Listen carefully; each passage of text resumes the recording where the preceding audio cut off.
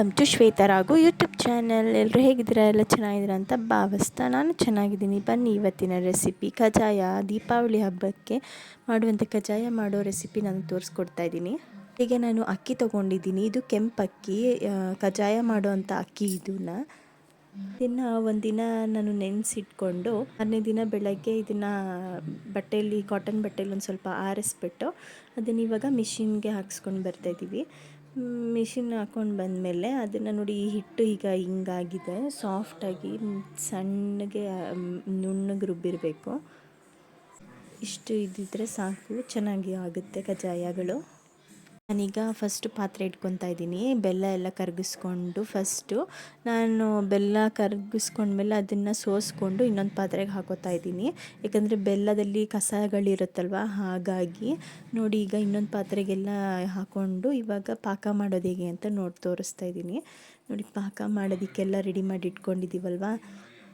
ಪಾಕ ಮಾಡೋದಕ್ಕೆ ಈ ಬೆಲ್ಲ ಎಲ್ಲ ಚೆನ್ನಾಗಿ ಕುದಿಬೇಕು. ನೋಡಿ, ಕುದೀತಾ ಇದೆ. ಇವಾಗ ಒಂದು ಕನ್ಸಿಸ್ಟೆನ್ಸಿ ಬಂದಿದೆ. ಈಗ ನಾವು ಬೆಲ್ಲ ಪಾಕ ಕರೆಕ್ಟಾಗಿದೆಯಾ ಇಲ್ವಾ ಅಂತ ಈಗ ಈ ಥರ ಚೆಕ್ ಮಾಡ್ಕೋಬೇಕು. ನೀರಿಗೆ ಬೆಲ್ಲದ ಪಾಕನ ಹಾಕ್ಕೊಂಡು ಈ ಥರ ಗಂಟು ಬರಬೇಕು. ನೋಡಿ ಎಷ್ಟು ಕರೆಕ್ಟಾಗಿದೆ. ಈ ಥರ ಆದರೆ ಪರ್ಫೆಕ್ಟಾಗಿರುತ್ತೆ.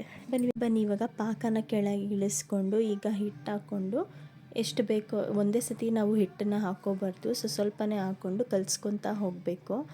ನೋಡಿ, ಇವಾಗ ನಾನು ಹಾಕೋತಾ ಇದ್ದೀನಲ್ಲ ಪಾಕಕ್ಕೆ ಹಿಟ್ಟನ್ನು ಹಾಕ್ಕೊಂಡು ಇದೇ ಥರ ಕಲಿಸ್ಕೋಬೇಕು. ಒಂದೇ ಸತಿ ಯಾವತ್ತೂ ಹಾಕ್ಕೊಳಕ್ಕೆ ಹೋಗಬಾರ್ದು. ಅದಕ್ಕೆ ಒಂದೊಂದೇ ಇಂಗ್ರೀಡಿಯೆಂಟ್ಸ್ನ ಹಾಕ್ಕೊಂಡು ಹೋಗ್ತಾಯಿದ್ದೀನಿ. ಯಾಕಂದರೆ ಚೆನ್ನಾಗಿರುತ್ತೆ ಬಾಯಿಗೆ ಸಿಗ್ತಾಯಿದ್ರೆ. ಒಣ ಕೊಬ್ಬರಿ ತುರಿದಿಟ್ಕೊಂಡಿರೋದನ್ನು ಮತ್ತು ಎಳ್ಳು, ಆಮೇಲೆ ಗಸಗಸೆ ಎಲ್ಲ ಹಾಕ್ಕೊಂಡು ಮಿಕ್ಸ್ ಮಾಡ್ಕೊತಾ ಇದ್ದೀನಿ. ಫ್ಲೇವರ್ಗೆ ತುಂಬ ಚೆನ್ನಾಗಿರುತ್ತೆ ಬಾಯಿಗೆ ಸಿಗ್ತಾಯಿದ್ರೆ ಅಂತ. ಇದಕ್ಕೆ ಇವಾಗ ಒಣಶುಂಠಿ ಮತ್ತು ಏಲಕ್ಕಿ ಹಾಕ್ಕೊಂಡು ಗ್ರೈಂಡ್ ಮಾಡ್ಕೊಂಡು ಬಂದಿರೋಂಥ ಪೌಡ್ರನ್ನ ಹಾಕೋತಾ ಇದ್ದೀನಿ.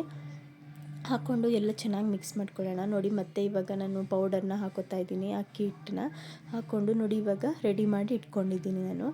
ಈಗ ಇಷ್ಟು ಕನ್ಸಿಸ್ಟೆನ್ಸಿಯಲ್ಲಿ ಇರಬೇಕು. ನಾನು ರೆಡಿ ಮಾಡಿ ಇಟ್ಕೊಂಡಿದ್ದೀನಿ. ತುಂಬ ಗಟ್ಟಿಗೂ ಇರಬಾರ್ದು, ತುಂಬ ಸಾಫ್ಟಾಗೂ ಇರಬಾರ್ದು, ಮೀಡಿಯಮ್ ಒಂದು ಅದು ನೋಡಿ ಇಷ್ಟು ಇದ್ದರೆ ಸಾಕು. ಈ ಥರ ನೋಡಿ, ಹಿಂಗಾಗಿದ್ದ ತಕ್ಷಣ ಈ ಥರ ಇದ್ದರೆ ಸಾಕು. ತುಂಬ ಗಟ್ಟಿನೂ ಬೇಡ, ತುಂಬ ತೆಳ್ಳಗೂ ಬೇಡ, ಈ ಲೆವೆಲಲ್ಲಿದ್ದರೆ ಸಾಕು. ನೋಡಿ, ಇವಾಗ ನಾನು ಅದಕ್ಕೆ ಒಂದು ಸ್ವಲ್ಪ ಎಳ್ಳು ಹಾಕ್ಕೊಂಡು ನಾನು ಬಟರ್ ಪೇಪರ್ ಮೇಲೆ ತಟ್ಕೋತಾ ಇದ್ದೀನಿ. ತಟ್ಕೊಂಡು ಇವಾಗ ಒಂದೊಂದನ್ನೇ ಹಾಕೋತಾ ಇದ್ದೀನಿ ಕರಿಯೋದಕ್ಕೆ ಎಣ್ಣೆಯಲ್ಲಿ. ನೋಡಿ, ಈ ಥರ ಎಷ್ಟು ಚೆನ್ನಾಗುತ್ತೆ ಗೊತ್ತಾ. ತಿಂತಾಯಿದ್ರೆ ಇನ್ನೊಂದು ತಿನ್ನೋಣ, ಬಿಸಿ ಬಿಸಿ ಇದು ಅಂತ ಅನ್ನಿಸ್ತಾ ಇರುತ್ತೆ.